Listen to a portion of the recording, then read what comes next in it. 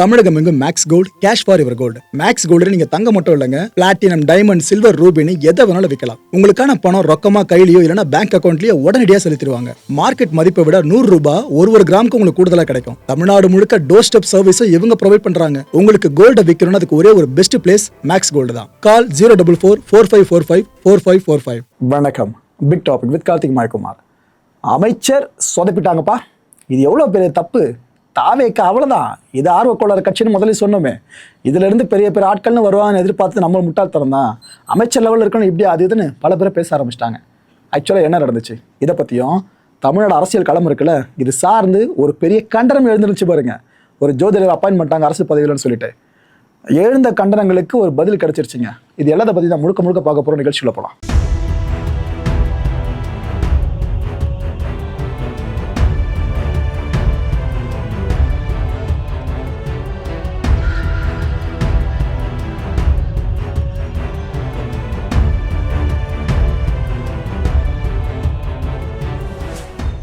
SP Velumani அவர்கள் இப்போ versus எப்படி போட்டி மாறிட்டு இருக்குன்னா, இபிஎஸ் வேர்சஸ் வேலுமணி இப்படி போயிடுச்சு ஒரே கட்சிக்குள்ள. இதாங்க முக்கியம். வேலுமணி அவர்கள் இப்போ என்ன தெரியுமா சொல்றாங்க, பழனிசாமி அவர்களை முதலமைச்சர் ஆக்குனது சசிகலா அவர்கள் தான் சொல்லியிருக்காரு. Open statement. கட்சியில இருந்து பிரிஞ்சு போனாங்க பார்த்தீங்களா, இவங்களை திரும்பவும் கட்சியில இணைக்கணும்னு சொல்லி கேட்குறாரு. அவங்க மட்டும் இல்லையா, டிடிவி தினகரன் இருக்கார்ல, அவரையும் கட்சியில இணைக்கணும். ஸோ இபிஎஸ் அவர்கள் இனிமேல் இந்த பொதுச் செயலாளர் பதவியில் இருக்கிறதே எவ்வளோ நேரத்துக்கு தெரியல மக்களே. ஏன்னா மெஜாரிட்டி எம்எல்ஏஸ் இந்த பக்கம் வந்துட்டாங்க. அவங்க ஒரு போர்க்கொடி தூக்கியிருக்காங்களா, இந்த கண்டிஷன்ஸை முன் வச்சிருக்காங்களா.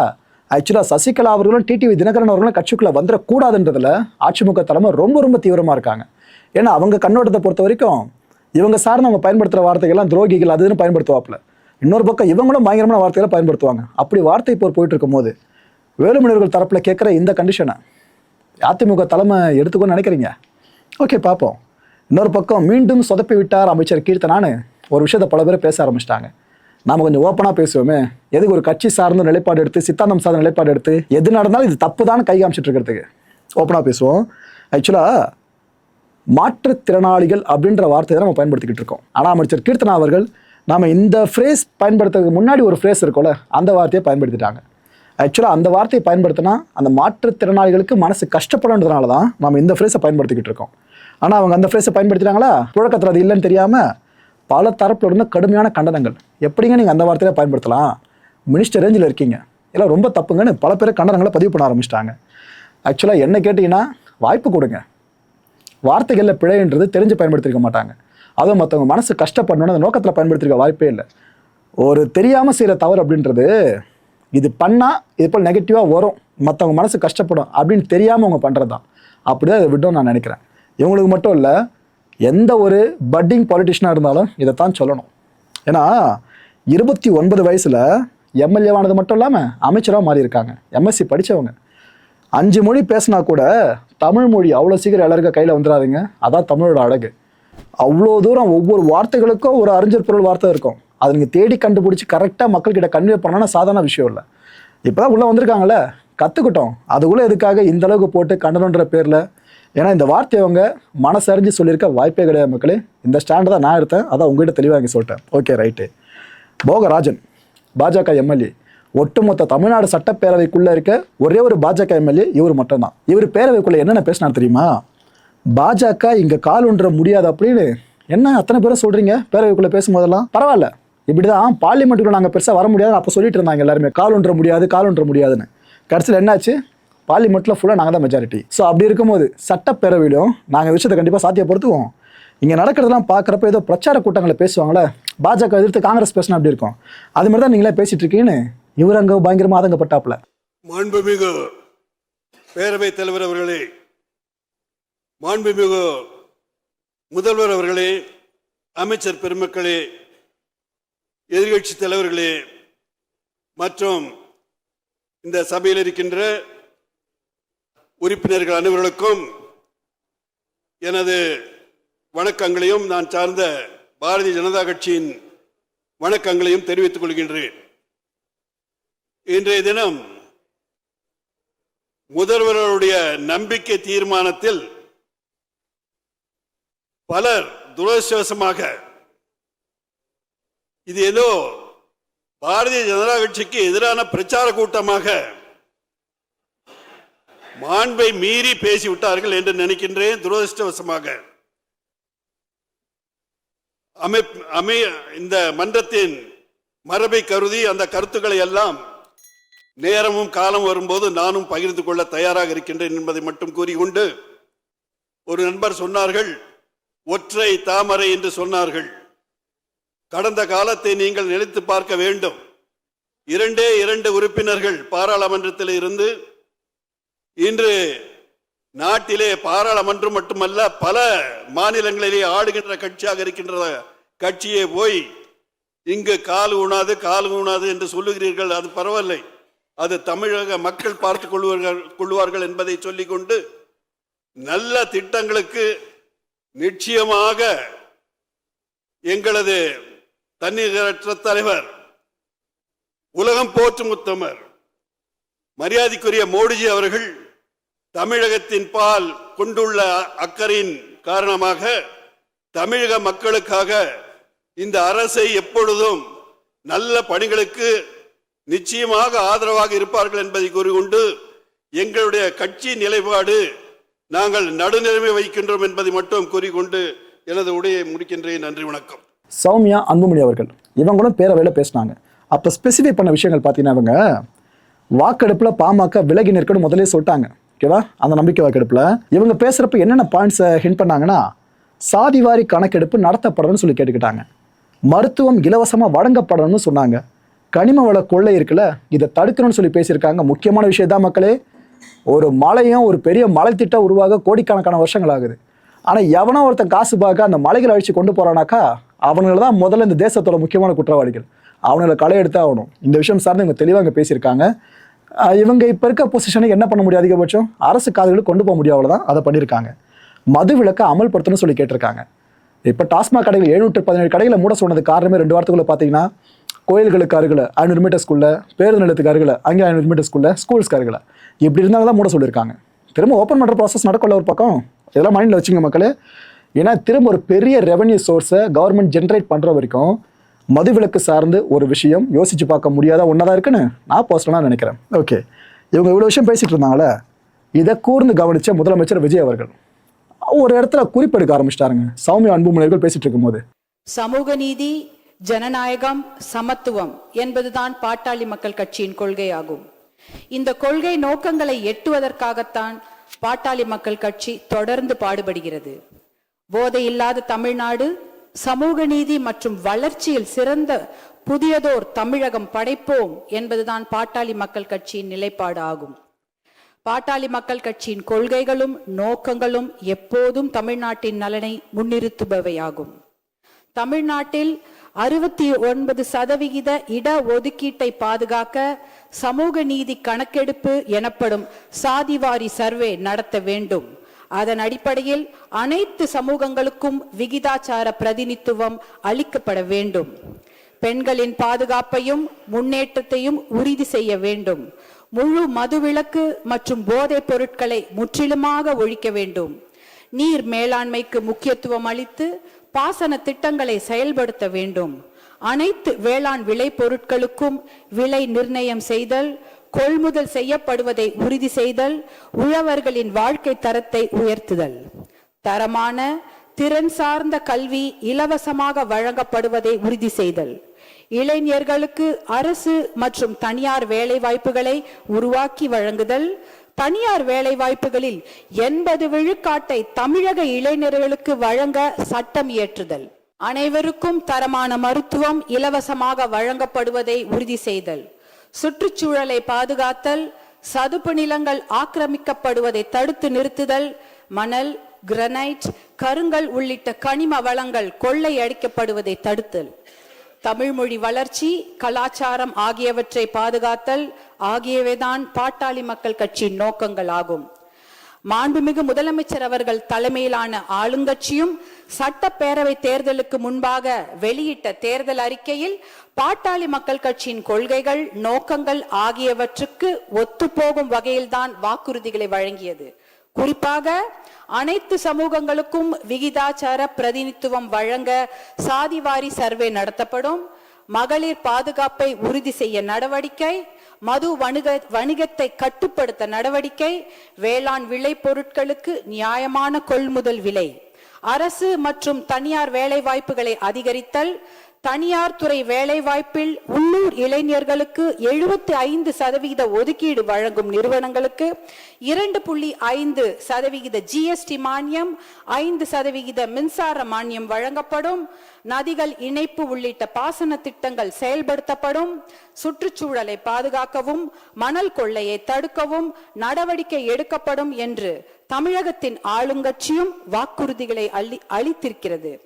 தமிழகத்தின் முதலமைச்சராக பொறுப்பேற்ற மாண்புமிகு விஜய் அவர்கள் சட்டம் ஒழுங்கை பாதுகாப்பதற்கான நடவடிக்கைகள் குறித்து விவாதித்த பின் வழிபாட்டு தலங்கள், பள்ளிகள், மக்கள் கூடும் இடங்கள் ஆகியவற்றுக்கு அருகில் உள்ள 717 மதுக்கடைகளை அடுத்த 2 வாரங்களுக்குள் மூட ஆணையிட்டிருக்கிறார்.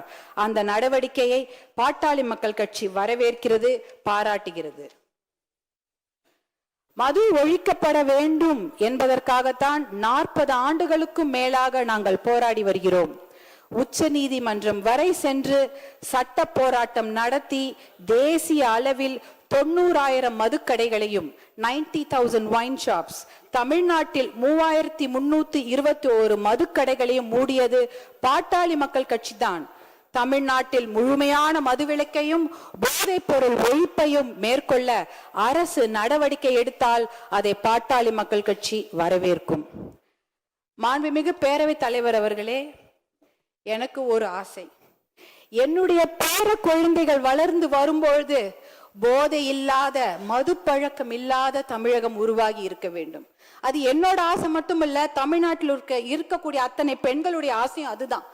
போதை பழக்கமும் மது பழக்கமும் நம் இளைஞர்களை சீரழித்து கொண்டிருக்கிறது. நம்ம குழந்தைங்க வளரும் போது எப்படி வருவாங்களோ, ஒழுக்கமாக இருப்பார்களா என்பதே இன்று சந்தேகத்திற்குரிய ஒரு நிலைமையில தான் நம்மளுடைய தமிழகம் தள்ளாடி கொண்டிருக்கிறது. இது என்னுடைய ஆசை மட்டுமில்ல, எல்லாருடைய தாய்மார்களுடைய ஆசையும் அதுதான். அதற்கு முதற்கட்டமாக நேற்று நம்முடைய மாண்புமிகு முதலமைச்சர் அவர்கள் 717 மதுக்கடைகளை மூடப்படுவதாக அறிவித்திருக்கிறார். அதை நாங்க மனமார்ந்து பாராட்டுகிறோம், வரவேற்கிறோம், அதற்கு நன்றிகளை தெரிவித்துக் கொள்கின்றோம். ஏன்னா நான் இந்த நேரத்தில் என் மீது அன்பு வைத்து பாசம் வைத்து என்னை இந்த சட்டப்பேரவைக்கு தேர்ந்தெடுத்த தர்மபுரி தொகுதி மக்களுக்கு என்னுடைய கோடானு கோடி நன்றிகளை இந்த நேரத்தில் தெரிவித்துக் கொள்கின்றேன். ஏனென்றால் தர்மபுரி மாவட்டத்தில் தான் மது பழக்கம் என்பது அதிகமாகவும் மது வணிகம் என்பது அதிகமாகவும் இருக்கிறது. பர் கேபிட்டா கன்சம்ஷன் என்பது தர்மபுரி மாவட்டத்தில் அதிகமாக உள்ளது. Per capita consumption of alcohol, அதாவது மது பழக்கம், தனி மனிதருடைய மது பழக்கம் அதிகமாக இருக்கும் மாவட்டம் எது என்றால் அது தர்மபுரி மாவட்டம். அப்படிப்பட்ட அந்த நிலையில் முதற்கட்டமாக நீங்கள் 717 மதுக்கடைகளை மூட உத்தரவிட்டிருப்பது அது மிகப்பெரிய ஒரு விஷயம். அது பெண்கள் எல்லாரும் அனைவரும் வரவேற்கிறார்கள். என்னுடைய தர்மபுரி தொகுதியில பேருந்து நிலையத்துக்கு அருகில் ஒரு 3 டாஸ்மாக் கடைகளை நேற்று மூடி இருக்கிறார்கள். இதற்கு எங்களுடைய பாராட்டுதல்களை நாங்கள் கண்டிப்பாக தெரிவித்துக் கொள்கின்றோம். முதலமைச்சர் விஜய் அவர்கள் ஆட்சி அமைஞ்சது மக்கள் பல பேருக்கு சந்தோஷம், அதில் மாற்று கருத்தில். பிகாஸ் இவர் தான் சிஎம் வரணும்னு ஆசைப்பட்டாங்க, வந்துட்டாங்க. ஆனால் கூட ஒரு பிரச்சனை வந்துச்சு பார்த்தீங்களா, அதில் தான் மக்களே ஆஹா இப்படிலாம் பிரச்சனை எதிர்பார்த்துருக்க மாட்டேன், ஆனால் வந்துருச்சு அப்படின்னு லைட்டாக கொஞ்சம் ஃபீல் பண்ண ஆரம்பித்தாங்க. என்னன்னா, ஜோதிடர் ராதன் பண்டிட் இவருக்கு அரசு பொறுப்பு கொடுத்து முதலமைச்சர் அவர்கள் உத்தரவு பிறப்பிச்சிருந்தாங்களா தமிழ்நாடு அரசு சார்பில் இருந்து. இதுக்கு கடுமையான எதிர்ப்புங்க. சட்டப்பேரவைக்குள்ள வரைக்கும் கடுமையான எதிர்ப்பு. பேரவைக்குள்ளே எதை பற்றி பேசியோ நம்ம பார்த்துருப்போம். ஆனால் இந்த விவகாரம் சார்ந்து பெருசாக எல்லாம் ஆதங்கப்பட்டு பேசினாங்க. அதெல்லாம் குறிப்பிட்டு சொல்லணும்னா தமிமுன் அன்சாரி அவர் என்ன சொன்னார், முதல்வரோட நம்பிக்கையான ஏற்றுக்கிறேன், அவருக்கு நம்பிக்கை இருக்கு, ஓகே, அது எனக்கு புரியுது. ஜோசியத்தை அரசு மயமாக்குறாங்களே, இதை ஏற்க முடியாதுங்க அப்படின்னு சொல்லிட்டாரு. என்னுடைய மாற்று கருத்து ஒன்றையும் நான் பதிவு செய்ய கடமைப்பட்டிருக்கின்றேன். தங்களுடைய அரசியல் பிரிவுடைய சிறப்பு அதிகாரியாக ரிக்கி ராதன் பண்டிட் என்பவரை நீங்கள் நியமித்திருக்கிறீர்கள். இந்த விஷயத்தில் ஒரு வரலாற்று செய்தியை நான் பகிர்ந்து கொள்ள விரும்புகின்றேன். தமிழ்நாட்டுடைய எழில்மிகு வரலாற்றிலே சேர சோழ பாண்டியர்களுடைய சிறப்புகளை பேசாமல் யாரும் இருக்க முடியாது. கிபி 2ஆம் நூற்றாண்டில் தமிழ்நாட்டில் சேர மன்னராக இருந்தவர் இமயவரம்பன் நெடுஞ்சேரலாதன் என்பவர். அவருடைய அரசவை ஜோதிடராக இருந்தவர் உங்களுடைய மூத்த மகன் சேரன் செங்குட்டுவனுக்கு ஜோதிடப்படி ஆட்சி செய்யக்கூடிய வாய்ப்புகள் இல்லை, ஆட்சி செய்யும் திறனும் இல்லை என்று கூறுகிறார். உடனடியாக அடுத்து அவர் சொல்வது அவருடைய தம்பி இளங்கோவடிகளுக்குத்தான் அந்த ஆட்சி செய்யக்கூடிய கட்டம் ஜோதிடத்திலே தெரிகிறது என்று சொல்கிறார். உடனடியாக அதிர்ச்சி அடைந்த இளங்கோவடிகள் அந்த இடத்திலேயே ஜோதிடத்தை முறியடிக்கக்கூடிய வேலைகளில் ஈடுபடுகிறார். உடனடியாக துறவரம் 3 வடக்கே செல்கிறார். அந்த நேரத்தில் ஜோதிடர் மறுதளித்த சேரன் செங்குட்டுவனுக்கு முடிசூட்டு விழா நடக்கிறது. சேரன் செங்குட்டுவன் 55 ஆண்டு காலம் சிறப்பான ஒரு ஆட்சியை நடத்தினான் என்பது வரலாறு. கலை, இலக்கியம், இராணுவ வலிமை ஆகியவற்றிலே மிகச்சிறந்த மன்னனாக சேரன் செங்குட்டுவன் திகழ்ந்தான். அது மட்டுமல்ல, வடக்கின் எடக்கை பணிய வைத்தவனும் சேரன் செங்குட்டுவன் தான். இதுல சேரன் செங்குட்டுவன் இமயத்திலிருந்து கல்லெடுத்து வந்து கண்ணகிக்கு சிலை வடித்தான் என்பதும் நம்முடைய வரலாற்றை பார்த்திருக்கின்றோம்.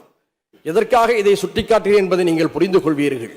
ஒவ்வொருவருக்கும் ஒவ்வொரு நம்பிக்கை உண்டு, ஒவ்வொருவருக்கும் ஒவ்வொரு உணர்வுகள் உண்டு. அதை நாம் மதிக்க வேண்டும். உங்களுடைய நம்பிக்கையை, உணர்வை நான் மதிக்கின்றேன்.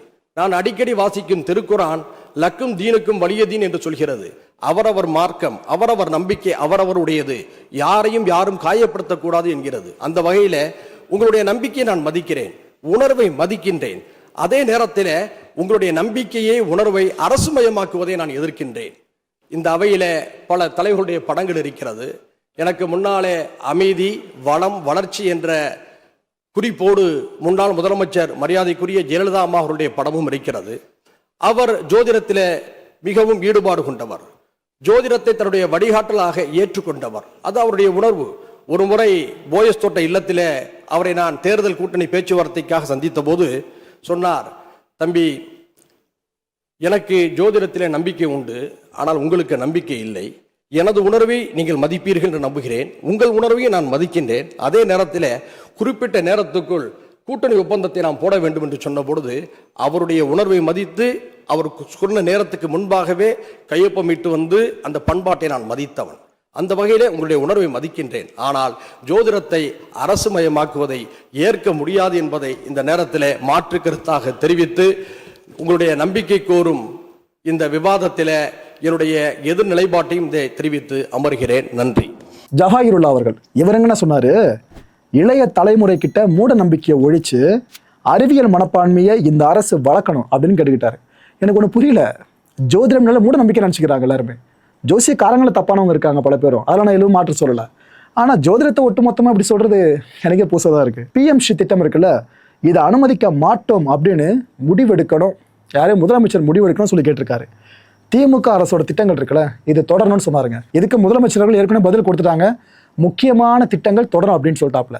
இளைய தலைமுறையினரிடையே மூட நம்பிக்கையை ஒழித்து அறிவியல் மனப்பான்மையை, சயின்டிபிக் டெம்பரை வளர்க்கும் வகையில் இந்த ஆட்சி செயல்பட வேண்டும் என்று கேட்டுக்கொள்கிறேன்.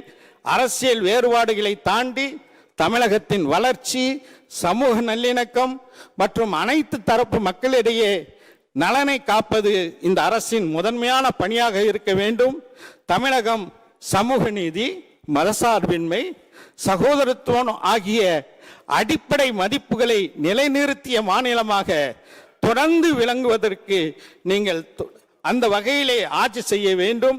தமிழக வெற்றி கழகத்திற்கு மக்கள் அளித்துள்ள இந்த பெரிய பொறுப்பு சாதாரண அரசியல் பொறுப்பல்ல, மக்களின் எதிர்பார்ப்புகளையும் நம்பிக்கைகளையும் சுமக்கும் மகத்தான பொறுப்பாகும். அந்த நம்பிக்கையை நிறைவேற்றும் வகையில் இந்த அரசு செயல்பட வேண்டும் என்று எதிர்பார்க்கிறோம். ஒன்றிய அரசின் வெறுப்பு அரசியலுக்கு எதிராக அமைதி அரசியலை, வளர்ச்சி அரசியலை, சமூக நீதி அரசியலை இந்த அரசு வழங்கும் என்ற நம்பிக்கை இல்லை. எனவே மாண்புமிகு முதலமைச்சர் அவர்கள் முன்மொழிந்த தீர்மானத்தை எதிர்த்து அமர்கின்றேன். நன்றி. அண்ணா வன்னி அரசு இவர் என்ன சொன்னாரு, மூட நம்பிக்கைகளுக்கு எதிராக சட்டம் இயற்றணும்னு சொல்லி கேட்டிருக்காரு. ஆனால் இதுக்கு முன்னாடி இயற்றப்படாத சிறுவைக்கு ரைட்டு விடுங்க, ஜோதிடத்துக்கு முன்னுரிமை தராதீங்க அப்படின்னு சொல்லிட்டு அறிவியலை வளர்க்க முன்னுரிமை கொடுங்க, அதான் கரெக்டாக இருக்கும்னு அவர் கைட் பண்ணியிருக்காரு கவர்மெண்ட்டை.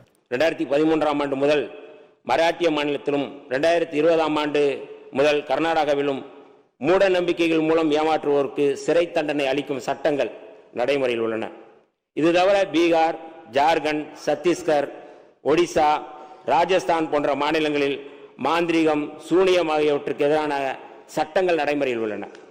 குறிப்பாக மராட்டியத்தில் பகுத்தறிவுவாதி நரேந்திர தபோல்கர் இத்தகைய மூட நம்பிக்கைகளுக்கு எதிராக சட்டம் கோரி போராடி வந்தார். சனாதன் சன்ஸ்தா என்னும் பயங்கரவாத அமைப்பைச் சேர்ந்த சனாதன பயங்கரவாதிகள் 2013ஆம் ஆண்டு ஆகஸ்ட் 13ஆம் தேதி புனே நகரில் பகுத்தறிவாதி நரேந்திர தபோல்கரை உறுப்பினர். இந்த படுகொலையை தொடர்ந்து 2015 பிப்ரவரியில் இடதுசாரி எழுத்தாளர் கோவிந்த் பன்சாரே, அதே ஆண்டு ஆகஸ்டில் கன்னட எழுத்தாளரும் கன்னட பல்கலைக்கழகத்தின் முன்னாள் துணைவேந்தருமான MM கல்புரிக்கு, 2017 செப்டம்பரில் பத்திரிகையாளர் கௌரி லங்கேஷ் ஆகியோரை மானிய கோரிக்கைகள் தான் வருகிறது.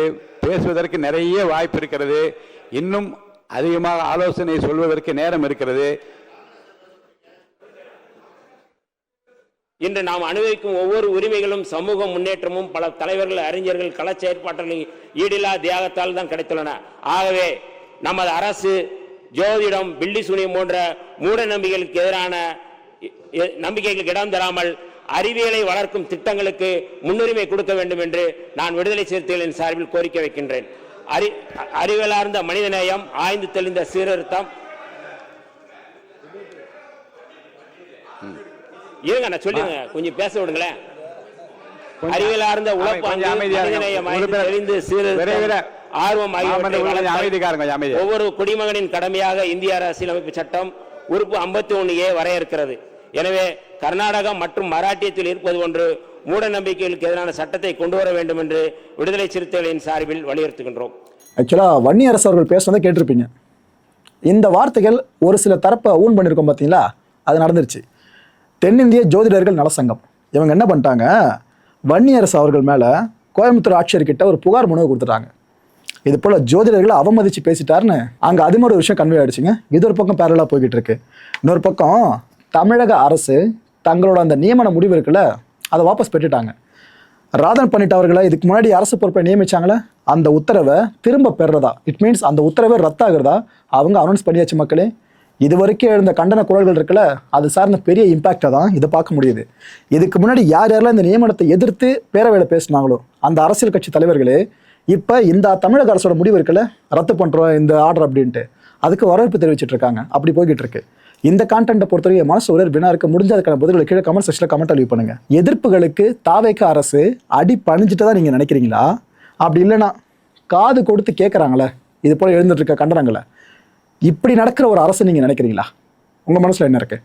அடுத்த நிகழ்ச்சி சந்திக்கலாம். நன்றி, வணக்கம். தமிழகம் எங்கும் Max Gold, cash for your gold. Max Gold நீங்க தங்க மட்டும் இல்லைங்க, பிளாட்டினம், டைமண்ட், சில்வர், ரூபினி எதை வேணாலும் விற்கலாம். உங்களுக்கான பணம் ரொக்கமா கையிலயோ இல்லைன்னா பேங்க் அக்கௌண்ட்லயோ உடனடியாக செலுத்திடுவாங்க.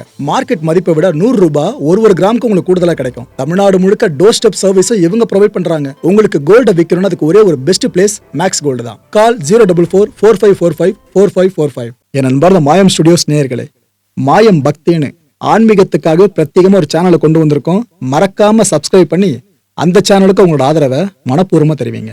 வணக்கம் மாயம் ஸ்டுடியோஸ் நண்பர்களே. மாயம் ட்ரெண்ட்ஸ் அப்படின்ற ஒரு புதிய ஃபேஸ்புக் பேஜை ஓப்பன் பண்ணியிருக்கோம்.